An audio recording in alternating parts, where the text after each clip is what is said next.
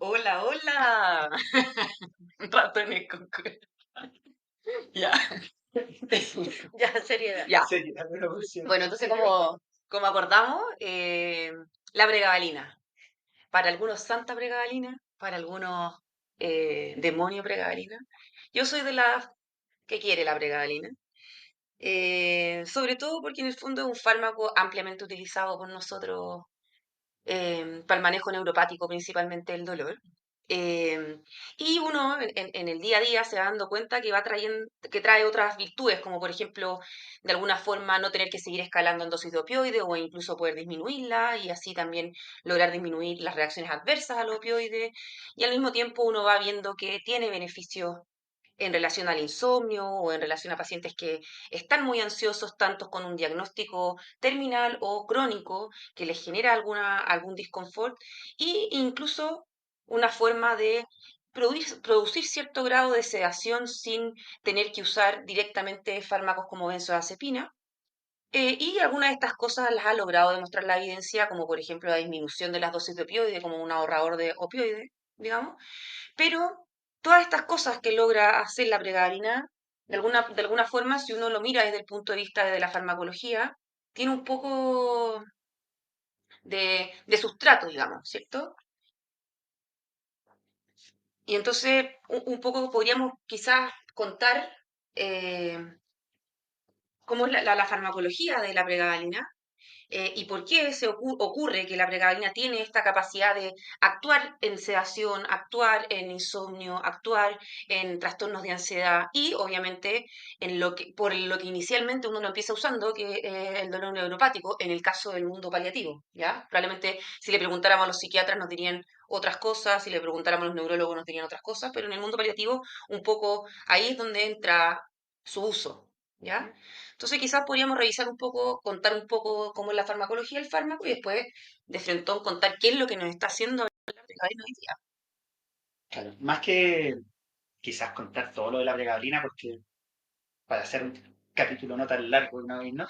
Es que habitualmente pensamos que la pregabalina, como dice GABA en su nombre, igual que la gabapentina, que son gabapentinoides, funcionan a través de los receptores GABA, como efecto directo sobre los receptores GABA, que tienen que ver también con como una contraposición a la vía del glutamato y que en ese sentido tenía mucha relación con la benzodiazepina. Pero la pregabalina tiene otro mecanismo de acción que tiene mucho más que ver con los receptores de canales de calcio a nivel presináptico. Entonces, que funcionan, modulan la función de estos canales, ¿ya? Y estos canales están repartidos en el sistema nervioso central, también periférico, pero principalmente central y a nivel medular. Entonces, su efecto analgésico es por inhibición de otros neurotransmisores o por receptores que también actúan por neurotransmisores excitatorios que pueden aumentar la excitabilidad neuronal. Entonces, por eso tiene este efecto que es analgésico, también anticonvulsivo, también ansiolítico y también eso explica algunos de sus efectos adversos. Así es. Y un poco en ese camino de los efectos adversos es que nace la duda en este grupo tan bien dotado de intelectuales del mundo paliativo. Y en el fondo han salido documentación, bibliografía, que han hablado un poco de que la pregabalina, principalmente, pero también los gabapentinoides, o sea, la gabapentina también hay algunos documentos, que en el fondo hablan del aumento del riesgo cardiovascular y la insuficiencia cardíaca en relación a la pregabalina. Y un poco en base a que quedamos todos un poco impactados con estos reportes, digamos, nace querer conversar hoy día de la pregabalina. Obviamente está algo que ya es más conocido y más descrito, es en el fondo la somnolencia que puede producir la pregabalina, el edema de extremidades, que si uno lo piensa, bueno, en el camino de los síntomas asociados a una insuficiencia cardíaca compensada está el edema de extremidades, por lo tanto, pucha, como que no podría no estar tan alejado. Pero también tenemos un mundo en el fondo en donde quisimos un poco organizarnos como hablar de las principales reacciones adversas que a nosotros desde el punto de vista como médicos que los indicamos nos complican, en donde tenemos el mundo de la neurotoxicidad, que nos llevamos varias sorpresas, no les voy a hacer un spam, digamos, pero no, ¿cómo se dice? Un spoiler. Un spoiler. pero vamos un poco a hablar un poco de la neurotoxicidad asociada a la pregabalina, del riesgo cardiovascular propiamente tal, que un poco está clasificado en un poco lo trombótico, TEP, TEP, y los MACE propiamente tal como accidentes vasculares, infartos y insuficiencia cardíaca compensada. Y finalmente, yo creo que Camilo tiene que terminar hablando del amor que sentimos por la pregabalina o del no amor que necesitamos por la pregabalina, pero un poco cómo tenemos que tomar decisiones un poco más informados y poniendo en una balanza siempre los pros y contras de iniciar un fármaco como toda la salud, digamos, no solo en paliativo, ¿cierto? Entonces, ¿te tinca, Angie, que partamos con neurotoxicidad o no? O yo creo que Eh, quizás partamos por lo bueno, ¿no? ¿Cardiovascular? Por lo bueno de Por la lo bueno. pregabalina. Ah, Para no pues ir por sí. partir por lo negativo, quizás partir por cómo lo Partamos usamos por los beneficios o por cómo lo usamos en la práctica nosotros también, sí. también. O no sé si les explico. Sí, sí, démosle, démosle. Dale, dale. Porque, ¿no? Desde ustedes, pues, yo creo que todos lo ocupamos para el dolor, dolor neuropático como globo, Mm, que es el uso más habitual. Eh, Podemos hablar de con cuánta peso, cuánta evidencia, etcétera. Lo más típico es que lo ocupamos, por ejemplo, en neuralgia posherpética, en dolores neuropáticos como tales, pero también en dolor crónico. ¿Ya? ujú. Y ahí también uno pregunta, o se tiende a preguntar, o quizás no, y lo ocupa nomás, ¿por qué lo ocupamos los dolores crónicos? Y el uso en el dolor crónico en general responde a los mecanismos de tonificación del dolor en que se va generando una me cuesta esa palabra, Hiperexcitabilidad. hiperexcitabilidad neuronal que va llegando a una, por decirlo así, que se forma un dolor neuropático cuando el dolor se va haciendo crónico. Entonces aumenta el campo de percepción, empiezan a aparecer manifestaciones como la alodinia, como la hiperalgesia, y que esto corresponda a en el fondo una respuesta de la neuroplasticidad del cerebro a esta situación dolorosa crónica. Y por eso es importante controlar el dolor agudo para evitar que se cronifique. Entonces, por ese lado, tendría una explicación el por qué usamos pregabalina en dolor crónico y por qué tomamos esa evidencia prestada al dolor crónico para el dolor oncológico. ¿Ya? Entonces, yo creo que es el uso más frecuente, más allá que haya otros usos como prurito, hipo, etc. Como este manejo del dolor nociplástico al final. Claro, como algo así. Como, porque en el fondo lo que estamos buscando es como un vario por uno, como una especie de Un neuromodulación neuromodulador. Claro. y un poco engañar al cerebro a no reaccionar de cierta forma porque se ha cronificado, ¿cierto? Como en palabras simples, ¿sí? O incluso también para evitar que se cronifique, usarlo incluso en agudo, ¿ya? O sea, iniciar la pregabalina de forma temprana en un dolor agudo, precisamente para evitar un poco todos estos cambios y lo que mencionaba Camilo, y evitar así, por ejemplo, esta clasificación nueva de dolor que tenemos como dolor nociplástico, que haya toda esta neuromodulación y cambios y transformación a nivel neuronal y en las vías del dolor para poder Y, evitar la cronificación también. y un poco agarrándome de eso, en ese mismo sentido uno pensaría que en todos estos dolores, por ejemplo, neuropáticos asociados a las quimioterapias, que por ejemplo quizás haber partido con pregabalina previo a las terapias que producen estos dolores generarían control de los síntomas, sobre todo en esta fisiopatología que estamos un poco conversando, pero la verdad es que tampoco la evidencia ha logrado demostrar, uno, que la pregabalina sirve para el dolor neuropático asociado a quimioterapia, y dos, tampoco en los estudios que se han hecho con, de alguna forma, pregabalina preventiva, tampoco lo ha logrado demostrar. Entonces, ahí es cuando uno dice, pucha, eh, la fisiopatología y la farmacología del fármaco nos lleva para un lado, pero qué es lo que realmente está respaldado por la evidencia es un poco difícil de determinar. Claro, y es un buen ejemplo de, como de evidencia prestada también, porque tendemos a creer que como en este caso de la neuropatía asociada a quimio, la duloxetina funciona, o es el fármaco que en De teoría elección. mejor funciona, como la pregabalina también sirve para el dolor neuropático, también nos va a servir para eso. Entonces, ¿qué hacemos? Y la Como, verdad, si sirve la duloxetina, debe servir la pregabalina. Estoy más acostumbrado a ocupar pregabalina, está más disponible, la conozco más, por lo tanto la ocupo. Pero no necesariamente sirve la duloxetina, también sirve la pregabalina. Claro. Son distintos tipos de dolor, distintos mecanismos, etc. Ujú. y entonces un poco lo que sí sabemos es que en teoría donde hay más evidencia un poquito más seria sería principalmente en dolor postherpético, en neuropatía diabética, principalmente, yo diría, no sé si usted, ahora que nosotros lo usemos para los dolores neuropáticos en sí y nociplástico, serían donde más lo usamos, ¿cierto? Como en forma más empírica, sin tanto respaldo quizá. Claro, es que yo creo que un poco acá es un poco lo que siempre hemos comentado con Camilo y también lo comentamos en la anterior sesión que tuvimos, que estabas tú también presente ahí, Lele, es que finalmente la evidencia científica te da una orientación sobre cómo los outcomes o lo que uno busca obtener de resultados con el uso de X o Y medicamento, pero finalmente uno como clínico es el que toma la decisión de voy a usar esto para ver qué logro con mi paciente, pero siempre individualizando caso a caso. Y por ejemplo, lo que tú dices, que la evidencia no soporte el uso de pregabalina como usándolo previamente para evitar neuropatía por quimioterapia. Puede que el estudio que se hizo hubiera sido con un nene muy pequeño, que haya tenido algún sesgo, pero puede ser que igual yo me arriesgue y puede ser es válido que yo decida dejar la preventiva y que a mi paciente le sirva. Y es igualmente correcto. Finalmente el punto acá es que no estamos generando daño acá. O sea, estamos tratando de tomar decisiones clínicas con respecto, basados en la evidencia, con respecto a todo lo que hay disponible, pero yo creo que también hay que tener en cuenta que uno puede no seguir como a rajatabla. Si la evidencia dice que no funciona, entonces no la uso. Igual se puede hacer, ¿no?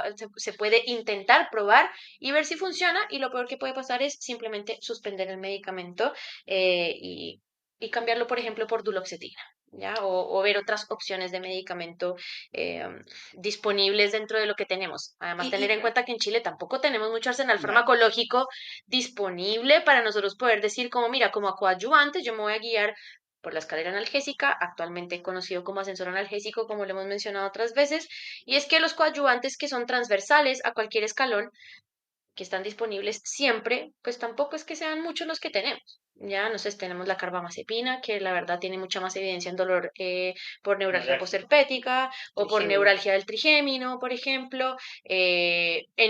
La verdad es que honestamente yo nunca lo he usado en dolor neuropático en pacientes oncológicos, ¿ya? Y yo creo que tiene ustedes poca tampoco.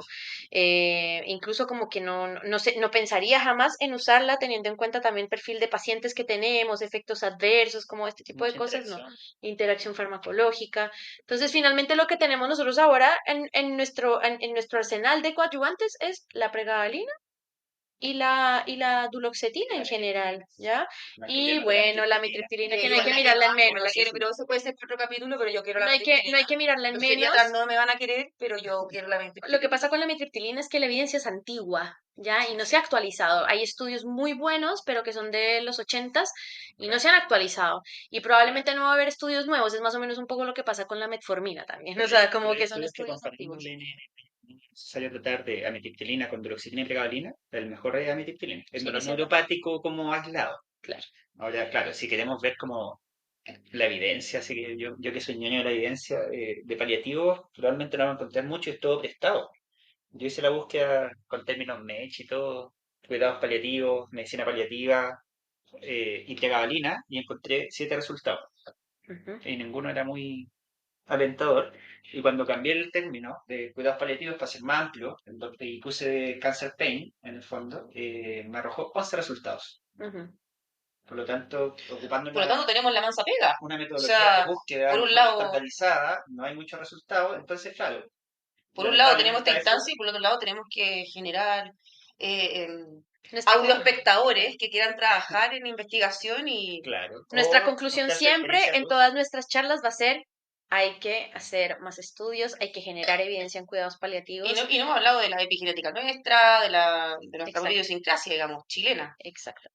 Bueno, entonces un poco como, como terminando para hablar de lo que nos convoca, en el mismo sentido de que puede ser que la evidencia no lo respalde, al mismo tiempo, al ser el dolor una experiencia de disconfort que es subjetiva y que conlleva generalmente síntomas asociados, y cuando conversamos un poco de cómo actúa este fármaco, también tiene ese plus, que de alguna forma hay otros síntomas que probablemente hacen que la experiencia del dolor sea peor y que la pregabalina nos ayuda, produce un poco de sedación, ayuda con los trastornos de ansiedad generalizada, ayuda con el insomnio asociado al dolor y por lo tanto, putz, igual como que dan ganas de usarlo, no solo si es que tuviera neuropático, dolor, digamos. ¿Ya? Porque Exacto. tiene otros beneficios en un solo fármaco. Ujú. Y todos sabemos que el paciente en paliativo está expuesto a una polifarmacia no menor, entonces, en esta escalada de fármacos, pucha, la pregabalina parece ser como un win-win en esos casos, digamos. Entonces, los estudios van a estar asociados probablemente a dolor neuroplático propiamente tal, o nociplástico propiamente tal, si es que se hacen en el mundo paliativo. Pero además son pacientes que tienen más síntomas y que tienen mayores condiciones y la condición de cronificación de una enfermedad genera otros cambios, digamos. Claro. Eh, entonces, bueno, algo que nos llamó la atención en esta búsqueda es un poco la neurotoxicidad de este fármaco y qué es lo que nos ha reportado un poco la evidencia. Sí. Pues mire, la verdad es que, bueno, este paper es bastante interesante. em, es un paper que evalúa el efecto neurotóxico con el uso prolongado de altas dosis de pregabalina. ¿Ya? Es bien específico con respecto a dosis por encima del 1,5 gramos de pregabalina, hasta 3 gramos de pregabalina. Incluso esto ha ¿Usted ha llegado usado alguna vez ese nivel de dosis? O sea, El yo, máximo yo, que he no, ocupado son 300. 600, yo 600. El 600, tope, el tope el descrito, tope, ¿cierto? sí. Ya, acá. Que también como Camilo decía, es como, ya, ¿y de dónde sacamos ese tope máximo? Que probablemente esto es lo que incluso el mismo laboratorio que hace No la se le queda nada. pregabalina nos sugiere que la dosis máxima es esa, pero tampoco hemos visto ningún estudio donde se diga digamos, como que efectivamente en un estudio se defina como la dosis máxima o como O que cuál no es genere riesgo sea esa, toxicidad la limitante, verdad no. término Exactamente. oncológico que le sirve. ¿Ya? Digamos que sí, este es un estudio hecho en ratas, ya no en humanos.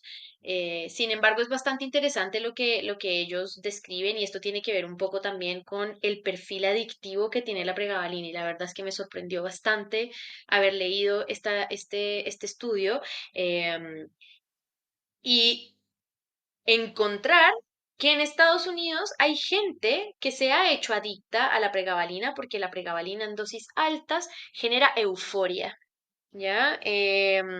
Incluso la FDA ya está empezando como a tener un poco como de alerta y cautela con respecto a este medicamento por su mal uso, ¿ya? Em, la verdad es que lo que mencionan aquí es que con el uso crónico hay varios, incluso también mencionan como reportes de casos que incluso con dosis hasta de 500 miligramos ha habido casos en los que hay pacientes que pueden referir esta como euforia e incluso también hacen como depresión, o sea, perdón, no hablaban de depresión, ¿cómo es la palabra, Cami? Ahí, cuando a uno le quitan el medicamento. Abstinencia. Deprivación. Abstinencia. Ah, Deprivación, Claro. eso, como deprivación hace la suspensión del medicamento, ¿ya? Y son pacientes que generalmente llevan más de 3 meses usando pregabalina y tiene que ver un poco con que lo que mencionan es que el uso crónico de pregabalina está asociado con el aumento del estrés oxidativo, la liberación de ciertas sustancias que son proapoptóticas. Entonces, eso es lo que ellos se refieren con la parte como de la neurotoxicidad. No con estos síntomas que nosotros mencionamos como efectos adversos, que son el mareo, la somnolencia, no eso, porque igual estos también son efectos neurológicos, pero en cuanto a neurotoxicidad es eso lo que se ha encontrado, que en dosis altas se liberan se genera este estrés oxidativo, se liberan estas sustancias y lleva a apoptosis neuronal. Y un poco lo que lleva este estudio es que el uso concomitante de pregabalina con vitamina E digamos que contrarresta un poco este estrés oxidativo que puede conllevar el uso crónico de pregabalina, que es bastante interesante.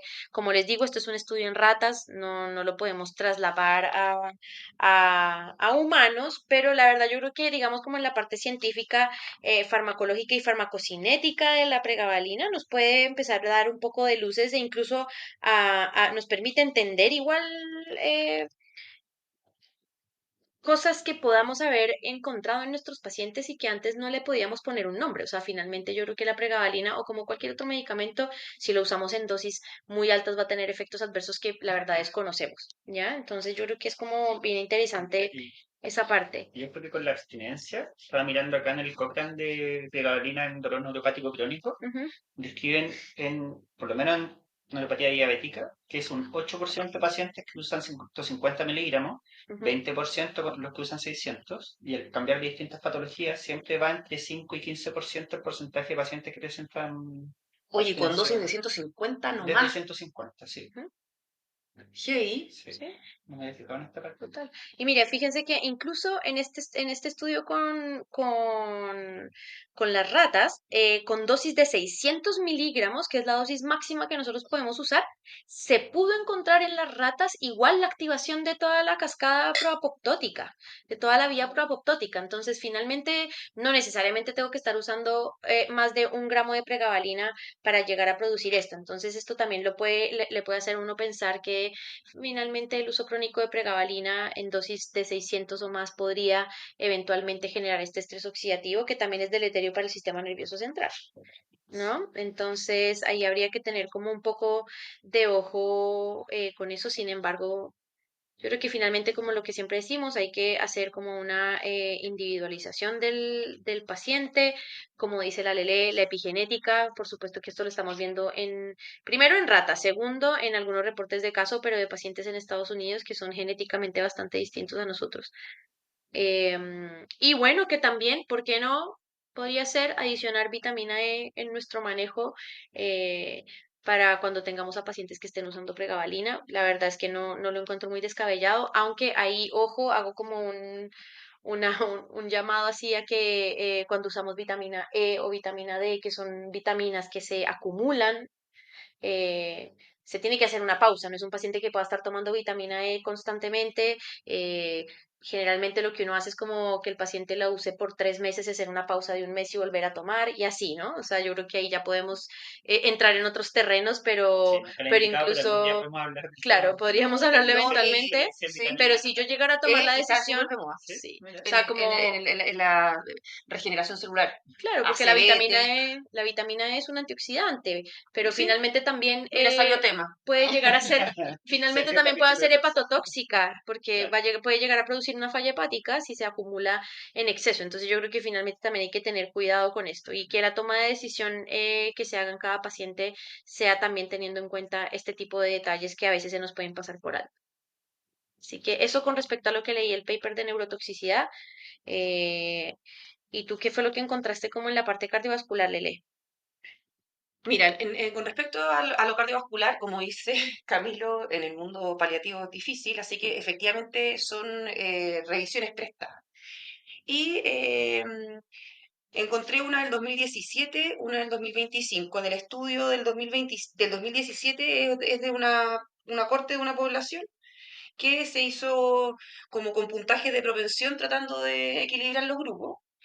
Y es observacional en el fondo, en una población de pacientes mayores de 50 años que usaban o gabapentina o pregabalina para epilepsia, ¿ya? Y en ellos se vio cuánto consultaban a servicios de urgencia o se hospitalizaban por insuficiencia cardíaca descompensada.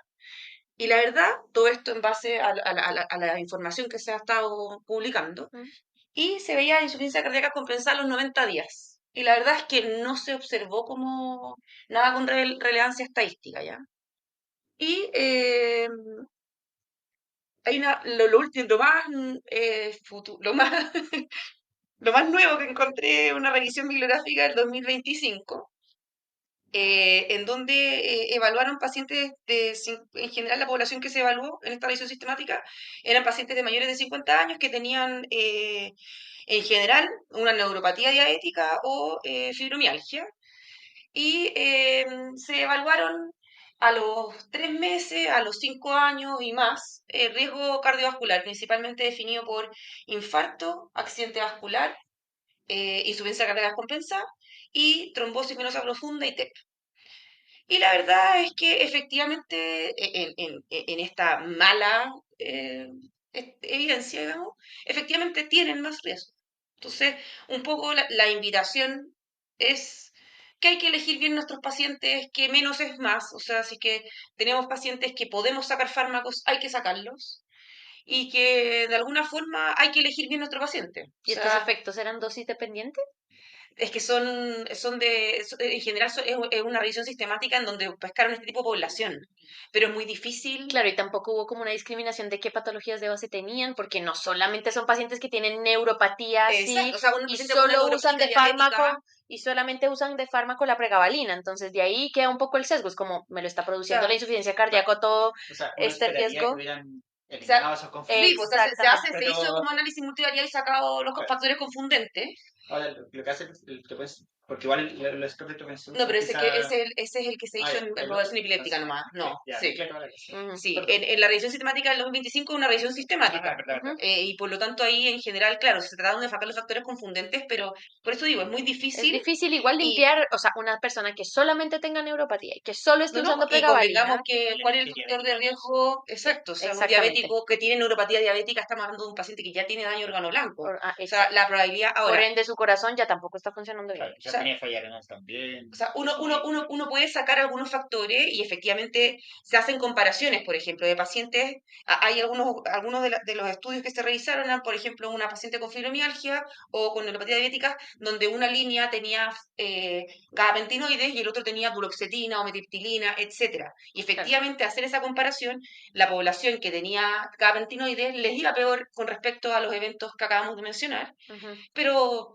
pucha, en el fondo, claro, probablemente si tengo un paciente que tiene hipertensión, diabetes, infartado, que sí, quizás trata de elegir otro fármaco, pero si yo le dejo metilptilina, probablemente todo el efecto cardiovascular con respecto a arritmias o alteraciones hidroelectrolíticas, Va a ser peor, también, claro. exacto. Entonces, finalmente es difícil, pero es verdad. O Ujú. sea, hay que reconocer que con la evidencia que tenemos, hay que elegir bien un paciente y que tendría más aumento. O sea, tengo un paciente con un SAF, no le voy a dejar pregabalina, Ujú. ¿cachai? Claro. Trataré de dejarle la Y duloxetina. también quizá en esos casos en que haya pacientes en los que estén con polifarmacia, múltiples patologías crónicas, compromiso de, no sé, que ya tengan alteración en corazón, en riñón, igual empezar a pensar en otro tipo de terapias posibles de manejo en ellos, si es necesario hacer un bloqueo, si es necesario acupuntura, si es necesario además adicionar el parche de La lidocaína, capsaicina la, también, la parche de glucosa. capsaicina. Perdón por decir eh, la marca, pero no sé si sí, hay otro en no, Chile, no, pero parche de pero capsaicina. finalmente esto también abre la puerta y la posibilidad a que existen otro tipo de Sí. terapias que podrían ser igualmente efectivas, en las que también probablemente la evidencia no sea muy buena, pero que puede servir y puede ser útil en estos pacientes. Pero entonces, Eh, en conclusión, en podemos conclusión, usarla. aumenta. O sea, en conclusión, a ver, si tengo que ser bien purista y bien. Eh, si en el fondo estamos en un podcast o lo que sea esto, ¿eh? En un carrete. Eh, Un carrete de ñoños. sí. Claro, o sea, no podríamos usar nada. Ese sería como Claro, un poco el mensaje. claro. Y creo que el mensaje no solo para paliativo, el mensaje para todo el mundo de la salud es usar lo menos posible. Todo tiene reacciones adversas, todo hay que sopesarlo en una balanza. Mm. Ahora, dentro de esa balanza hay que incluir, por ejemplo, el linfedema. Un paciente con edema de extremidades no le va a gustar tener más edema. Un paciente con... Hay que poner en la balanza el paciente que tiene un trastorno del sueño, más bien fatiga o más bien somnolencia. Pucha, ese paciente quizás tírate con la duloxetina. O Ujú. si tenía un paciente que efectivamente tiene tres bypass coronarios, una diabetes de larga data, una función renal límite, pucha, quizás ándate con la duloxetina, Ujú. primero. Claro. Ahora, ahora un poco saliendo de la evidencia y hablando un poco de la experiencia, sabiendo que ambos pueden demorarse en actuar, en lograr el pic de su función, Ujú. la pregabalina, como tiene estas otras acciones en otros ámbitos que acompañan al dolor, para mí el efecto lo veo más rápido. El ahorro de opioides o la no escalada de opioides la veo antes que con la duloxetina. Súper en teoría, porque ya estoy como entrando al mundo teórico. El efecto antidepresivo de la duloxetina demora lo típico de los antidepresivos 2 a 3 semanas porque requiere una represión de serotonina en el sistema nervioso central, bla, bla, bla, bla, bla. Pero teóricamente esa demora en el efecto no es tanto cuando estáis ocupándola para el dolor, porque Ya. necesitáis repletar las reservas vacías de tu cerebro, en el fondo, sino que tiene un efecto más local a nivel de médula, ¿eh? Porque la acción de la duloxetina como analgésico y a través de la modulación de la vía descendente. Entonces sería más rápido el inicio de acción que del control de los síntomas depresivos. Y, Eso y, es súper como sí, claro, ni lógico ni lógico. y por eso yo Pero un poco también estoy yo saliendo de también, lo, sí, eso, estoy yo en la saliendo un poco de la experiencia evidencia, también eso. he visto que hay una parte de duloxetina y que tienen respuesta bien rápida al dolor a veces, obviamente hay pacientes que Y se si tú, mueran, igual que la pregabalina, pero y, también he y, visto, y que, si tuvierais que generalizar, sabiendo que, si tuviéramos que mojarme el potito, mira, hay ¿sentís que es una, más rápida la pregabalina que la duloxetina? ¿O es eso es que, o yo me siento no, más cómoda? Porque la es pregabalina que además la tenemos mira, disponible hace más tiempo en el servicio sí, Claro, público, que es de claro. donde más sí, me tocó más ejercer. económica. De hecho, me acuerdo que en algún momento revisé una guía alemana, ponte tú, de manejo del dolor neuropático, y dado que la pregabalina y la duloxetina tienen más o menos el mismo nivel de efectividad para el manejo del dolor, la recomendación era elegir por seguridad, en el fondo, qué paciente tiene menos riesgos con qué medicamento, y la segunda era qué síntomas acompañan al dolor. Paciente con dolor de insomnio, pregabalina. Paciente con dolor de ansiedad o dolor trastorno de ánimo, duloxetina. Claro. ¿Qué sabéis que Como súper sí, simplificado, en el fondo, sí, cómo podemos aprovechar más el medicamento que estamos iniciando. y disminuir la Y polifarmacia? finalmente que también la pregabalina es segura como renalmente también un poco, ¿no? Pero se ajusta, Pues, ojo, se Se ajusta. ajusta, pero finalmente la puedes seguir usando. A Sí, eso voy. Como finalmente si tú tienes es un pérdida de vía paciente, oral, nomás lo que te haría suspenderla. exactamente. O Y sea, la duloxetina le haces ajuste, descontinuación de la duloxetina es mucho peor. exactamente. y Porque lo otro además tiene que ser que escalonada, no la puedes quitar no la puedes quitar rápidamente, a diferencia de la pregabalina. Finalmente es un medicamento que es un poco más amable en cuanto a la premura, o sea, finalmente tiene que ver también un poco como con el perfil de nuestros pacientes, y es que ellos se descompensan así rápidamente de un momento a otro y tenemos que actuar rápidamente con respecto a eso. Ahora, con Entonces, respecto, que poncha con respecto a los síndromes de descontinuación. Porque si efectivamente los estamos viendo con 150 pregabalina, Lo que pasa es pucha, que yo personalmente no he visto nunca uno, ya, yo tampoco. pero porque pregabalina es súper fácil conseguir. Pues no pasa, por ejemplo, lo de No, duloxetina que se yo acaba en el estoy pensando en hospital. el No, no sé si, paciente que pero pierde la por vía oral. ejemplo, en el hospital se nos acababa la duloxetina y el paciente no tenía dónde comprarla porque era cara y pasaba que daban abstinencia, pero porque no había cómo conseguir el fármaco. La pregabalina, bueno, casi que la sí, mayoría de la pregabalina hoy en día, lo que está mal, obviamente, pero también es mucho más fácil continuar el Disponible. tratamiento, que también pasa. yo creo que igual Eh, también no es que no sí. exista, no es que no hayamos visto un síndrome de abstinencia por pregabalina. Yo creo que es que como no lo sabíamos, yo la verdad lo Capaz desconocía que el hasta que paciente leí estaba con esto. delirium y nosotros tenemos que ahí. Exactamente, ¿por qué no? Puede ser, efectivamente puede Sí, ser y que una ojo, de las produce causas de sudoración, agitación, yo estuve revisando y es bien a o una sea, continuación de cualquier fármaco. claro, Como, claro, o sea, la neurotoxicidad está clara, o sea, y aparte disminuye como también la liberación de dopamina, de glutamato, o sea, igual es un medicamento que tampoco es tan inocuo como yo pensaba, o sea, incluso yo mismo me estoy sorprendiendo con esta revisión que estamos haciendo, porque no la tenía presente. Y finalmente lo que les digo, o sea, como yo creo que como no lo sabemos, finalmente lo que uno no conoce, no lo busca. Entonces, si yo tengo un paciente con delirium, agitado y qué sé yo, me voy a buscar un cuadro infeccioso, una meta cerebral, no sé, cualquier otra cosa, ¿ya? Pero no pero pensaría no, en pregabalina. Entonces pero yo no lo creo que vamos a sacar ahora esto nos sirve. de No, la entrada. idea no es dejar de usarla. Yo creo que acá el mensaje es como usémosla, pero seamos un poco más conscientes de que no es tan inocua como creíamos que es, y usarla como individualizada y de una forma un poco Entonces, un más segura y poco, consciente. ¿qué les parece si hacemos un poco una lluvia de ideas, pero muy Yo quiero organizada? ¿Ah? primero dejar tres cositas ¿Mm? que yo no sé, y ¿Ya? esto no sé si ustedes lo saben, ¿Ya? si hay diferencias en el perfil de efectos adversos de la gabapentina con la pregabalina.